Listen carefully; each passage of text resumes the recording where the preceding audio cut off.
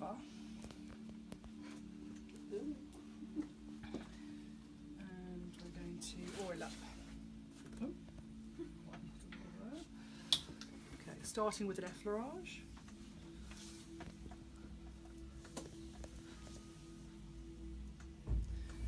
Nice effleurage, get the oil on.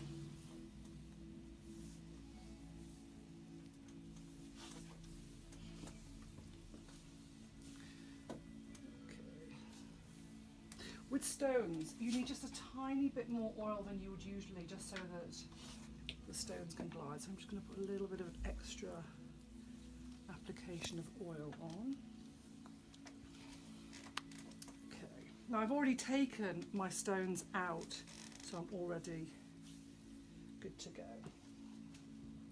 I'm going to start with larger stones, so as I said, if you can hold them, that's fine. If you can't hold them, they're too hot and they will burn. And then you need to just dip them in the cold water.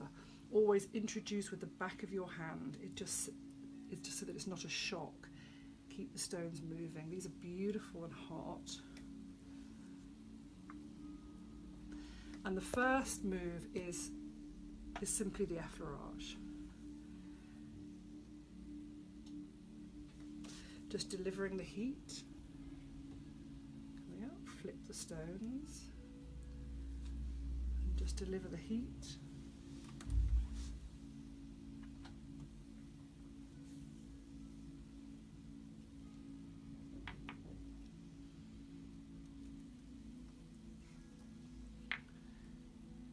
Once I feel that the heat has all been delivered into the body, I'm going to just tuck these two stones. When you tuck, they have to stay in contact with the body, so tucking to leave the stones away isn't a tuck, it has to be in contact. And then I'm going to go straight in for the next two, and then depending on what your routine is, you might want to come round to the side and do some kneading. It just depends, and this is really your preference of how you massage. So you could do kneading, you can do a round and round, you could just put one stone down, hand over hand, and work round the hip. I'm just going to tuck that so that you can see. Breathing, and round. And then if you do kneading here, always being really mindful around the rib cage here. So I'm just going to be a little bit lighter around the rib cage, because I don't want to press too hard at all around the bone. And the rule we know is no stone on bone. Working up and around trapezius and rhomboid.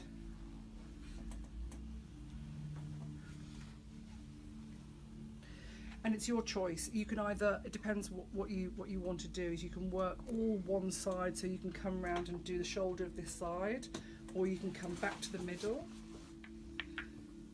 Little effleurage. Come round to the other side and do all your kneading and lifting this side. The stones only work in so many ways.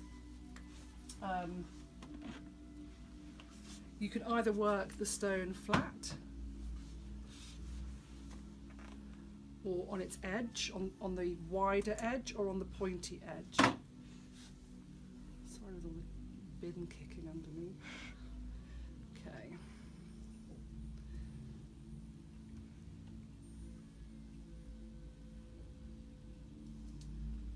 So whatever you do, whatever your style is, working along the top, and there's a cross friction across fibre.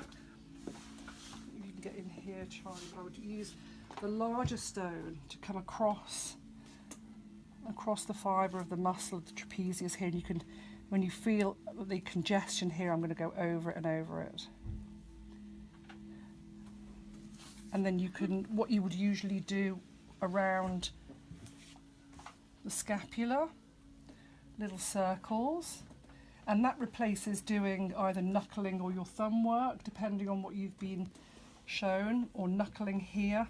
And you can still use your hands. It's okay to sort of bring your hands in, but essentially you're working now with the stone to deliver heat and replace all of that work coming up into the neck is lovely.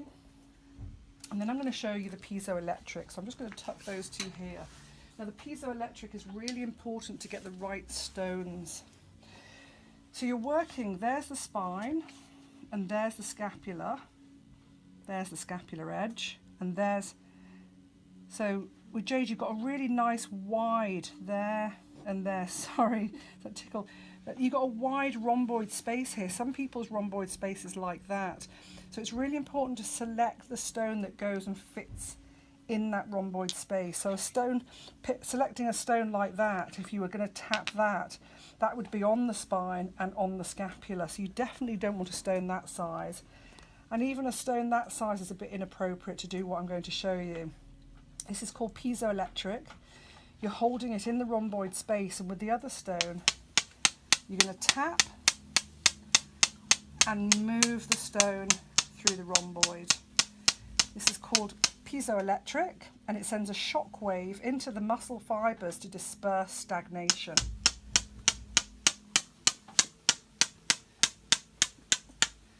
It's a bit noisy, but it's so good for stagnation and for muscular tension.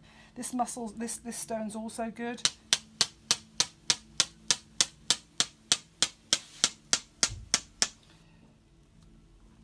You can come round, just working the stone round.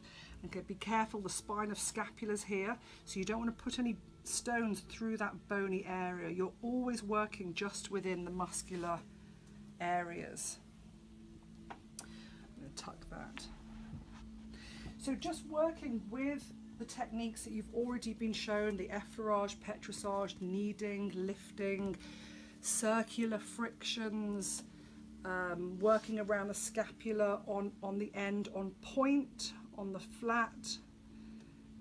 Just play and let your intuition and let the stones show you how they want to work. They don't mind coming up into the scalp, they like that. It's quite a nice feeling. And as we've said, this is really all about the heat. So although there needs to be pressure, you don't have to put pressure onto the body, because you're just delivering heat. And then always, if in doubt, just effleurage, because that's so delicious and so lovely, using the heat into the muscles. It works 10 times deeper to bring fresh oxygenated blood into the areas of the muscle. Okay, and then when you're done, you can come off, set the stones to one side, and I usually finish off with an effleurage with my hands as well.